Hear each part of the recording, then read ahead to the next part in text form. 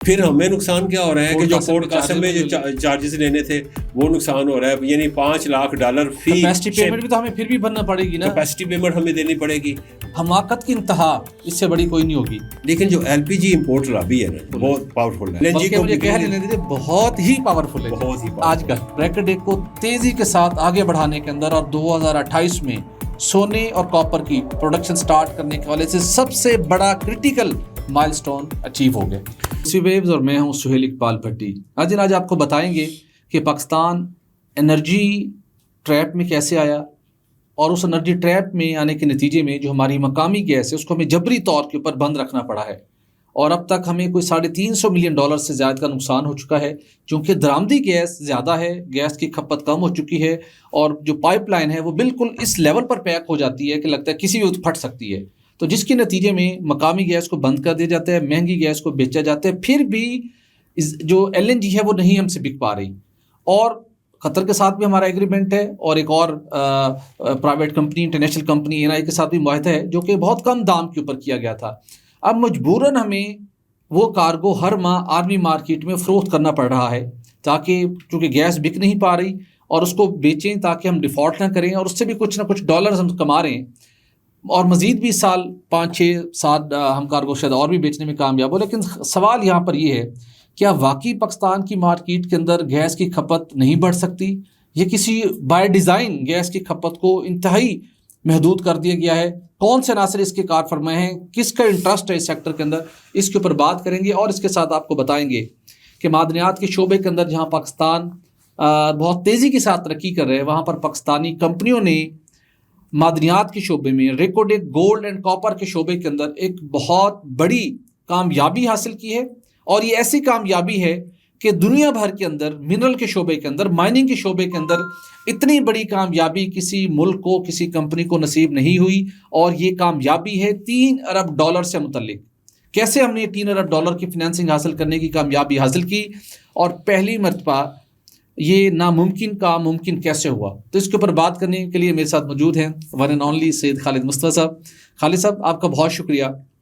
हर माह आपकी exclusive story हमें सुनने को भी मिलती है और पढ़ने को भी मिलती है कि LNG बिक नहीं पा रही, लोकल गैस की कर्टेलमेंट हुई है, मकामी कंपनियों को खतीर नुकसान भी हो रहा है, और लेकिन उसके साथ एक कार्गो हर माह हम आलमी मार्केट में बेच देते हैं।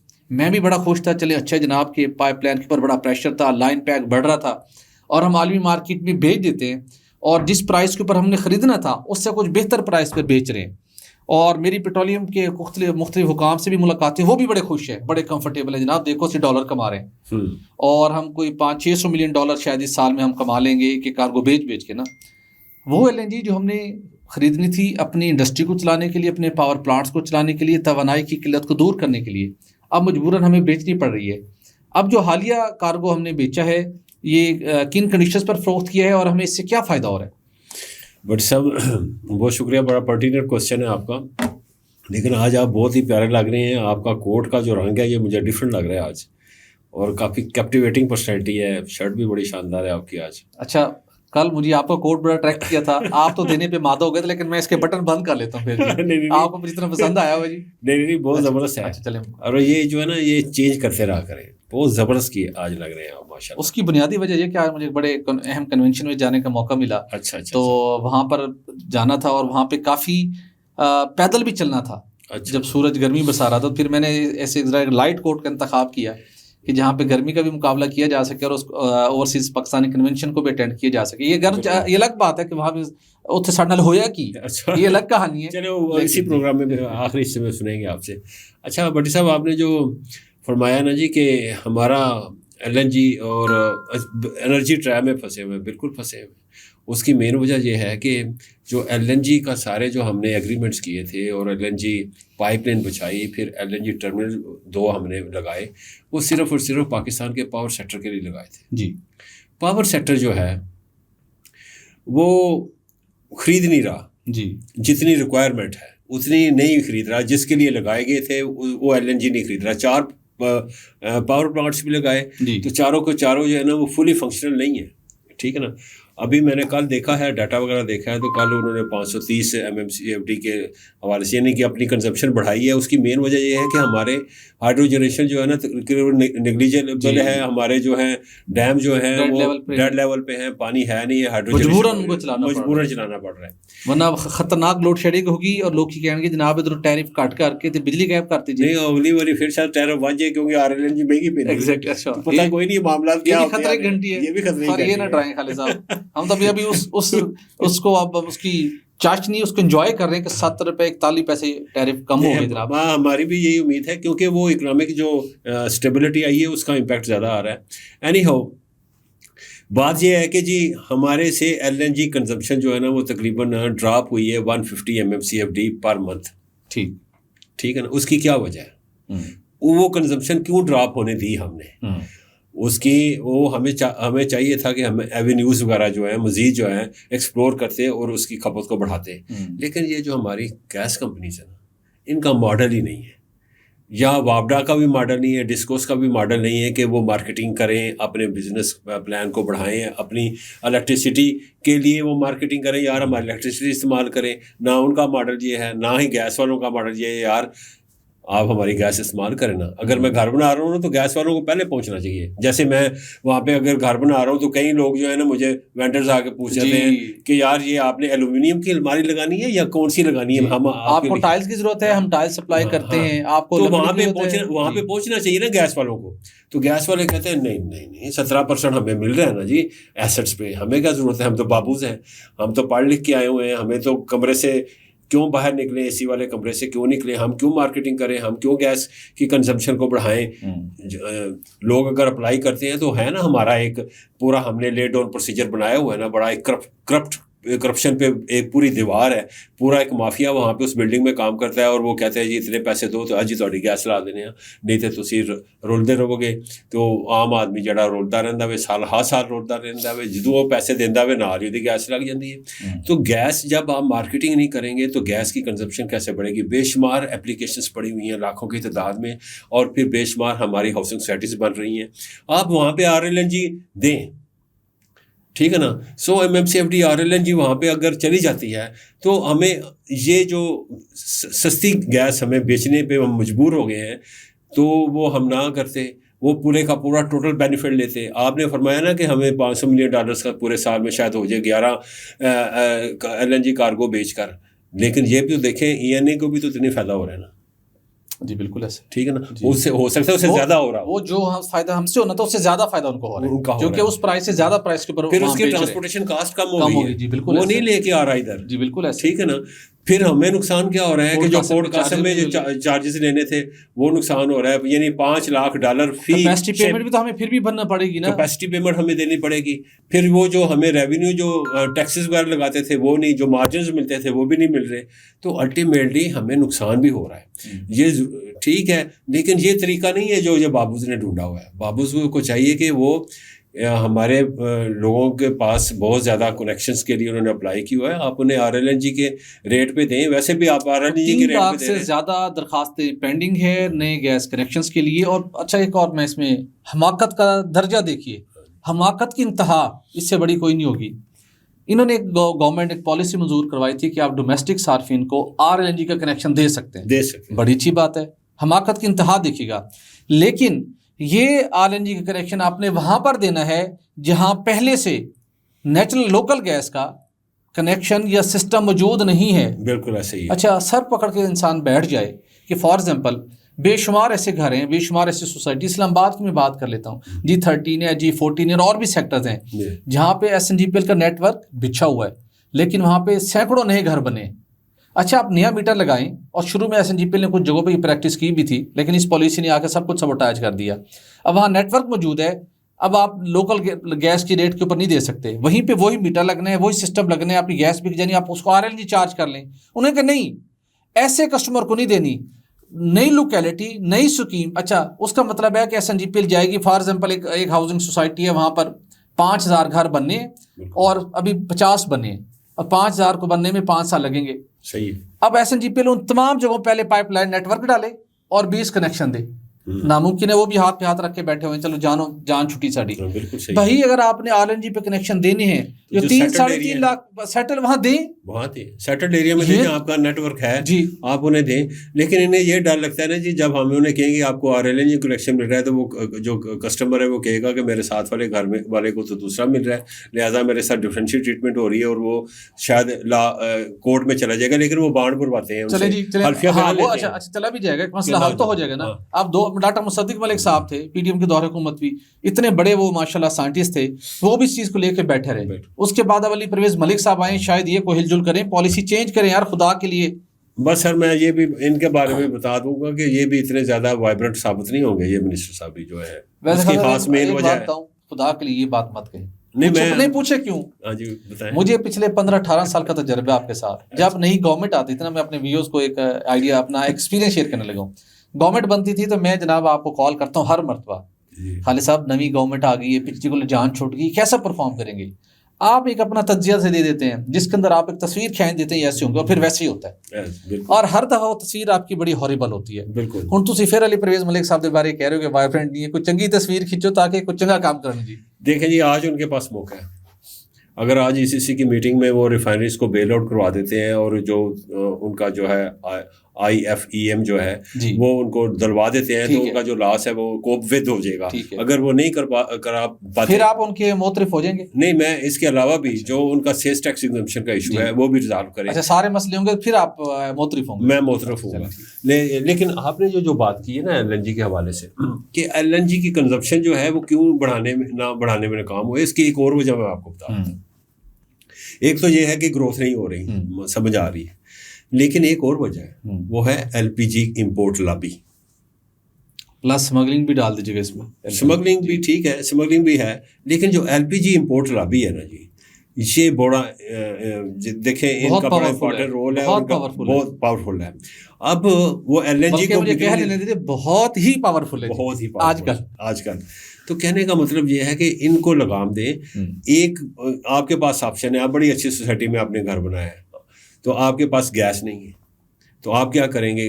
सिलेंडर को मैनेज करना, लेके आना, इसके लिए एक अफरादी कुव्वत दरकार है, और फिर ये ख़वातीन के बस की बात नहीं है। और आप LNG दे दें उनको, RLNG उनको दे दें आप, कम से कम पाइप्ड है वो अपने वो उनके लिए मसला नहीं होगा, और आपको टैरिफ में मिल जाएगा RLNG का। लेकिन नहीं, उनको आपने मजबूर किया हुआ है कि वो ये करें। देखें, ये अल्टरनेट फ्यूल है, इस अल्टरनेट फ्यूल को डिस्कस करें अगर आपने RLNG की कंजप्शन बढ़ानी है। वेरी गुड, बहुत अच्छी तजवीज़, ठीक है ना? तो इसको ख़त्म करें। ठीक है, जहाँ आप दूसरा भी है, लोग लकड़ियाँ जलाते हैं तो उससे डिफॉरेस्टेशन होती है, वो बहुत बड़ी कीमत अदा करनी पड़ती है, एनवायरनमेंट हमारा सारा ख़राब हो जाता है। तो फिर क्या है हमारे पास इस वक्त जो है वो ये है कि जो भी हमने अपने सप्लाई एग्रीमेंट्स किए हुए हैं, हम उनको कम से कम प्रॉपरली यूज़ कर लें। तो उन्हें यूज़ करने के लिए ये नहीं कि आप एक जो RLNG का है, पूरे पाकिस्तान में देखें इतने घर बन गए हैं नए, आप उनको RLNG का कनेक्शन दे दें 3 लाख बंदों को, तो आपका ये एक शिप जो है ना पर मंथ का वो कंज्यूम हो जाता है, तो मसला ही नहीं होना था। और आपको जो है पोर्ट कासम को भी पैसे मिलने थे, आपको मार्जिन्स भी मिल जाने थे, आपको जनाब गवर्नमेंट को रेवेन्यू भी मिल जाना था। और जो है ये तो ठीक है, फॉरेन एक्सचेंज जो है वो आपका आउटफ्लो नहीं हो रहा, ये तो बात है। लेकिन ये है कि इसका मतलब ये है कि आप फिर जो है ये मान रहे हैं कि हमने ये गलत एग्रीमेंट किया हुआ है। दुरुस्त करें, बिल्कुल तो कहने का मतलब ये है, तो फिर इसका साथ दें, परफॉर्मेंस जो है परफॉर्मेंस ऑडिट होना चाहिए कि यार ये क्या किया आप लोगों ने। फिर बिल्कुल ठीक, पीटीएम दौर हुकूमत से मसला बना, इस पर तवज्जो नहीं दी गई और मामला बहुत संगीन हो चुका है, और आगे हम बढ़ते हैं नाज़रीन। लेकिन उसके साथ कंक्लूड करना चाहूँगा इस सेगमेंट को कि खालिद साहब ने बहुत अच्छी तजवीज़ दी, इसके अलावा एक और भी अच्छी तजवीज़ थी जहाँ फौरी तौर के ऊपर हम 100-150 MMCFD डेली बेसिस पे फ़रोख्त कर सकते थे। वो था हमारा इंतहाई इन्वायरमेंट फ्रेंडली शोबा CNG का। अगर वो स्टेशन मौजूद थे, SNGPL वहाँ पर भी खोल देती। फेडरल गवर्नमेंट की पॉलिसी रिक्वायर्ड थी, और मुझे याद है SNGPL ने खत लिखा था जो 3 साल से वहाँ फाइलों में दबा पड़ा है, उन फाइल से निकल नहीं पा रहा, जिसमें कहा गया था कि हमें इजाज़त दीजिए, हम इन स्टेशन को RLNG के ऊपर चलाएं, तो फिर भी वहाँ पे बचत हो सकती थी, आपका खतीर पेट्रोल डीजल की इंपोर्ट के ऊपर भी फ़ायदा मिलना था। लेकिन हम परसू करेंगे, और अली परवेज़ मलिक साहब से तवक्को रखते हैं कि वो इस फरसुदा पॉलिसी को रिविजिट करें। और ये दूसरी ये जो है ना, हमने इंडस्ट्रियल सेक्टर के लिए बेइंतहा महंगी कर दी है जी। देखिए, वो बहुत बड़ा क्लाइंट है, RLNG का बहुत जी, बड़ा क्लाइंट है बिल्कुल यार। ऐसा। आप उनको एक मुनासिब रेट्स रखें, आप लेवी उतारें उनसे जी, और उन्हें कहें यार आप गैस इस्तेमाल बिल्कुल करें ऐसा है, प्लीज, ताकि बिल्कुल वो ऐसा। फुली गैस जी, की कंजम्पशन करें। और दूसरा ये है कि ये 4 जो हमने वाइट एलिफेंट पाले हुए हैं ना जी, RLNG पावर जी, प्लांट्स, तो इनको आप कहें कि आप इस्तेमाल करें इनको, जी, ताकि जो बिल्कुल ठीक है। इलेक्ट्रिसिटी की जनरेशन जो है वो इंश्योर हो। वो बिल्कुल खान साहब आगे बढ़ते हैं। और मादनियात के हवाले से हम बात करते रहते हैं। पाकिस्तान की तारीख में इंतहाई कामयाब एक पाकिस्तान मिनरल इन्वेस्टमेंट फोरम हुआ, वहाँ पर गैर मुल्की मंदूबी ने शिरकत की, दुनिया की तवज्जो मबजूल हुई इस तरफ। और तवील अरसे से हम बात कर रहे हैं कि मादनियात का ही एक ऐसा शोबा है जो पाकिस्तान की तकदीर को संवार सकता है, गैर मुल्की कर्ज़ों को कशकोल तोड़ सकता है और आम आदमी की ज़िंदगी में एक तब्दीली ला सकता है, अगर हम इसको फास्ट ट्रैक के ऊपर एफिशिएंटली यूज़ कर सकें। इसको यूज़ करने के लिए रेकोडेक का प्रोजेक्ट सालों से इस्टेब्लिश है, लिटिगेशन रही, वो मसला भी हल हो गया। फिर अब उसको आगे बढ़ाने के लिए ज़रूरत थी फाइनेंसिंग की, खतीर रकम दरकार थी $3 अरब की, और हम परेशान थे। उससे पहले हमने कहा क्या करें, बैरिक गोल्ड एक बड़ी कंपनी है जिसके पास 50% शेयर्स हैं, फिर उसके बाद 25% बलूचिस्तान गवर्नमेंट ऑफ बलूचिस्तान के हैं, उसका भी बोझ हमने उठाना है, फिर 25% हमारी फेडरल गवर्नमेंट की 3 कंपनियां OGDCL, PPL और GHKBL के पास हैं, तो वो भी हमने करना है। समझे कि 50% पाकिस्तान के पास है, तो इसकी फाइनेंसिंग का बंदोबस्त हमने करना था। और हमने कहा यार बड़ा मुश्किल काम है, डॉलर्स में बंदोबस्त करने जा रहे हैं, उसकी माइनिंग होनी है, मशीनरी आनी है, मैन पावर आनी है, तो हमने उसके ना औने पौने दामों हम बेचते फिरे शेयर्स। फिर कुछ लोगों ने काम की, मैं दाद देना चाहूँगा OGDCL के लोगों को, PPL के लोगों को और उसके साथ साथ GHPL के लोगों को, और वो सारी टीम जिसने इस क्राइसिस से भी निकलाया, सेटलमेंट भी की और नया एग्रीमेंट भी किया, और उसके साथ साथ उसको फिर वर्केबल बनाया कमर्शियल बेसिस के ऊपर। अब सबसे बड़ा टारगेट था कि $3 अरब कहाँ से लाएं।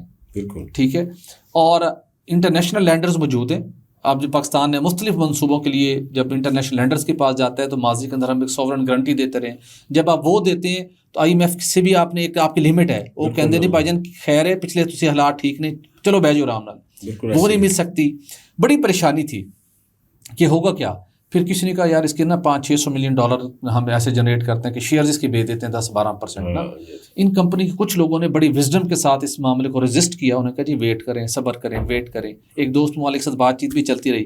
खालिद अल्टीमेटली दुनिया के अंदर माइनिंग एंड मिनरल के शोबे के अंदर एक नया रिकॉर्ड बना है। वो रिकॉर्ड ये बना है कि रेकोडेक कॉपर एंड गोल्ड मंसूबे के लिए जो $3 अरब की फाइनेंसिंग दरकार थी, वो हमने इंटरनेशनल लैंडर से अल्हम्दुलिल्लाह सक्सेसफुली सिक्योर कर लिए।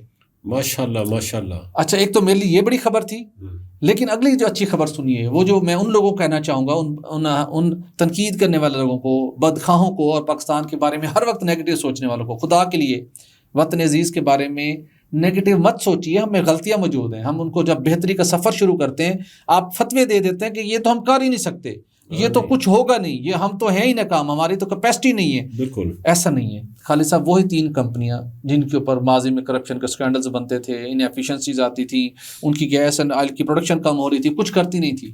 जब उन कंपनियों को एक मैंडेट मिला, सपोर्ट मिली, उन 3 कंपनियों ने इतनी अच्छी तरीके से अपने आप को प्रेजेंट किया आलमी लैंडर्स के सामने से कि इस दफ़ा ये जो हमने जो बैरिक गोल्ड के बाद जो हमारा 50% उसके अंदर शेयर है, मतलब $1.5 अरब की, तो हमारी जिम्मेदारी थी ना अरेंज करना। खालिद साहब उसके अंदर हुकूमत पाकिस्तान ने कोई सॉवरन गारंटी नहीं दी। जब बातचीत जारी थी, एक जरिए ने हमें बताया, जब बातचीत जारी थी तो लैंडर्स जिसके अंदर IFC मौजूद है, ADB मौजूद है और बड़े बड़े नाम हैं, उन्होंने कहा कि ठीक है हम आपको लैंड कर देंगे, लेकिन आप तीनों कंपनियां आपके हमने सारी देखी हैं, आपकी बैलेंस शीट्स देखी हैं, बड़ी स्ट्रॉन्ग हैं, लेकिन आप डॉलर्स लेके हमारे पास रखवाएं, फिर हम इसके अगेंस्ट आपको लैंडिंग करेंगे। अच्छा, नॉर्मली ये इस टाइप की प्रैक्टिस होती है हमारे बैंक्स के अंदर भी, लेकिन पाक रुपी के अंदर भी जब कोई नई कंपनी होती है उसको सिक्योर करने के लिए कि इसके ऊपर 50% मार्जिन रखने, 60% रखने, फिर लोन देने। सही है। लेकिन फिर हमारी कंपनियों ने, हमारे कंसल्टेंट ने, इन्होंने वहाँ पे उनको कन्विंस किया कि हमारी ऐसी कैपेसिटी है, हमारा ट्रैक रिकॉर्ड है, हम सिक्योर कंपनीज हैं, हम आपके कमिटमेंट को फुलफिल करेंगे, और प्रोडक्शन स्टार्ट होने के साथ ही आपको रिपेमेंट स्टार्ट हो जाएगी, आपको कोई रिस्क नहीं है, और बड़े अट्रैक्टिव है हम आपके लिए। अल्टीमेटली सॉवरन गारंटी के बगैर, वहाँ पे कैश मार्जिन दिए बगैर, डॉलर्स की गारंटी दिए बगैर, हमने $3 अरब का बैरिक गोल्ड कंपनी ने, और जो हमारी ये जो रेकोडेक से मुतल्लिक कंपनी है, इसने बड़ा माइलस्टोन अचीव किया। और हमने 2-3 एक्सपर्ट से बात की, उन्होंने कहा जी माइनिंग की शोबा बड़ा क्रिटिकल शोबा है। आज तक ये इतना बड़ा वॉल्यूम अचीव नहीं किया गया। और सबसे बड़ी बात ये है, जो आप पर मैं बताते रहे कि माजी के अंदर इस शोबे को इंडस्ट्री का स्टेटस नहीं दिया गया, ये काम होने से मुल्की जो मालियाती इदारे हैं उनका भी कॉन्फिडेंस बिल्ड होगा। जो प्राइवेट कंपनियां शोबे में आ रही हैं उनको भी एग्जैक्टली एक मॉडल बन गया, एक रोड मैप बन गया कि इन चीज़ों को देख के, फिजिबिलिटीज इन चीज़ों को देख के हम सब कुछ कर सकते हैं। तो एक अच्छी डेवलपमेंट हुई है और रैकेट को तेज़ी के साथ आगे बढ़ाने के अंदर और 2028 में सोने और कॉपर की प्रोडक्शन स्टार्ट करने के वाले से सबसे बड़ा क्रिटिकल माइलस्टोन अचीव हो गए।